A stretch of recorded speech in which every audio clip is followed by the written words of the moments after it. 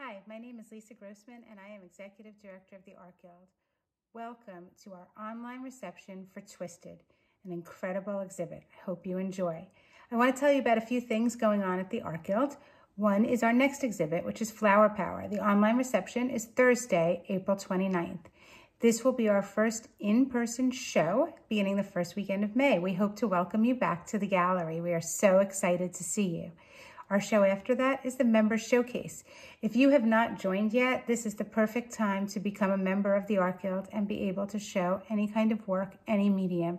And the deadline for that is May 21st.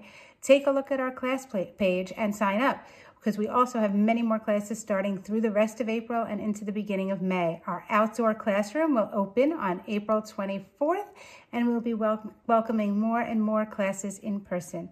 We look forward to seeing you. Now sit back and enjoy the show.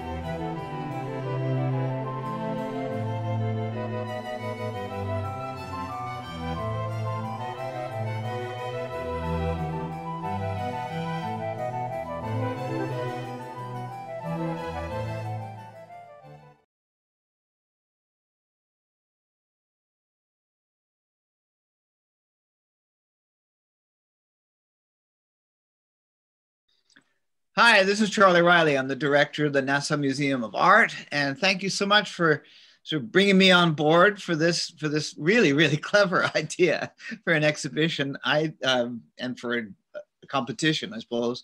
I really like art history in many forms, and I like art criticism in many forms, and art about art. So this kind of reminded me of a good John Baldessari seminar. It's sort of the way in which we look at art through the lens of, for instance, a medium or our own interaction with it. So it is a really clever idea. So let's get started. I have so many wonderful works of art to discuss, and I can't wait to get into this.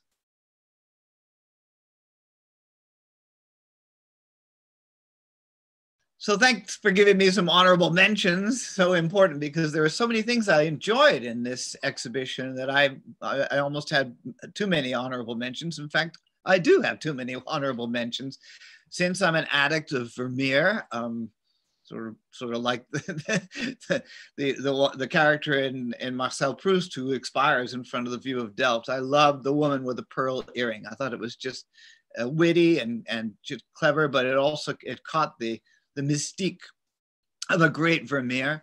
I also very much like the ways in which I think I know the teacher who made it, Paul and I, because it was that double portrait of Gauguin and the artist. I thought that was excellent. And finally, it's not easy to do that type of a montage, which David Hockney would do, sort of putting a lot of photographs together and creating one integral work of art. So I really enjoyed Beach Vibes. That was a very interesting way. I wish it's just one of those things that I wish I could see it in person, because I know the Hockneys and they're absolutely wonderful. I can't get anything from looking at it on a screen. And finally, I'm just going to sneak this in because I cheat. And that is, I thought that Midtown Reverie, which is that take on Hopper, was marvelous. Each one of these works has a very strong interpretation of a work of art by a master. And I just thought each one of them deserved honorable mention.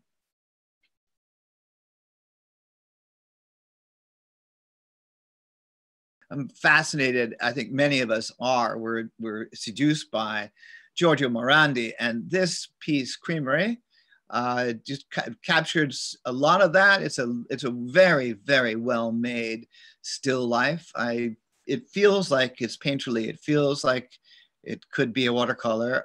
Again, one day maybe I'll get to see the real painting instead of a picture of a painting. And I just thought that given the shadows, given a good, strong interpretation of an artist who could be copied, but this is not a copy. And I think that's where a strong reading comes in. When I was young, which was back when the Earth's crust was cooling, the big name in literary criticism was a man named Harold Bloom. And Bloom was running around mainly from his base in New Haven at Yale, not where I was a student, but he did come to us where I was learning literature. And he talked about a strong reading of poetry, or a strong reading, for instance, even of scripture, of the Bible. And to me, this one was a strong reading of Giorgio Morandi. In other words, not something terribly slavish, but bringing something to the act of looking at a painting and thinking about the style of the artist. And so that is why Creamery gets number 3.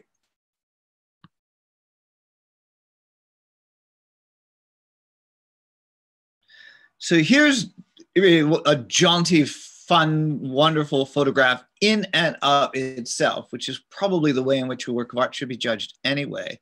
But by calling it My Picasso, that just was like the icing on the cake. And I wish I knew more about where this is. I wish I knew a little bit more about the medium of it, for instance, and the printing of it. But I just thought that as a way of looking at that fascinating play of color and well, I mean, this is Cubism in a certain sense, but I know that this is also photographic realism. And you really have to use a work like this, which is my number 2. You have to use a work like this to then go back to Picasso and say, hey, those burnt sienna rooftops, that orange, right?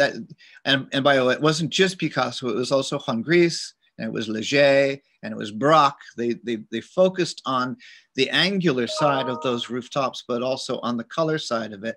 And I think a work like this is such a good photograph in many ways, or such a good collage in many ways.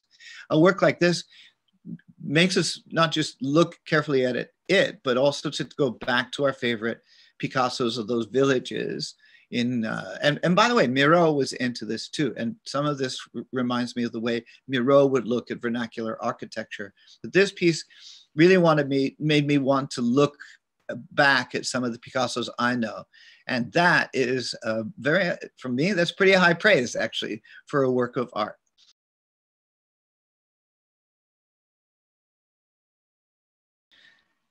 I think the world of Adolf Gottlieb anyway. So perhaps one of the reasons I chose this is number one is my fondness for the artist himself and for abstract expressionism.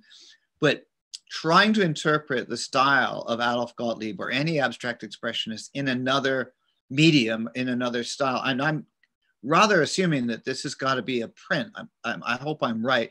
And taking Gottlieb and then translating him into black and white, I really, really enjoyed this particular work. It reminds me a lot in music of when you play a piano reduction or a piano transcription of a symphonic work, and you bring the colors to a black and white, to a restricted black and white palette. In fact, it was Schoenberg talking to Kandinsky once who said, the piano versions of my scores are the black and white versions, for instance, of what you do in paint. And this just really, it floated so nicely. It used the shading so beautifully. This really struck me as one of the, on screen, this struck me as one of the best thing in the show.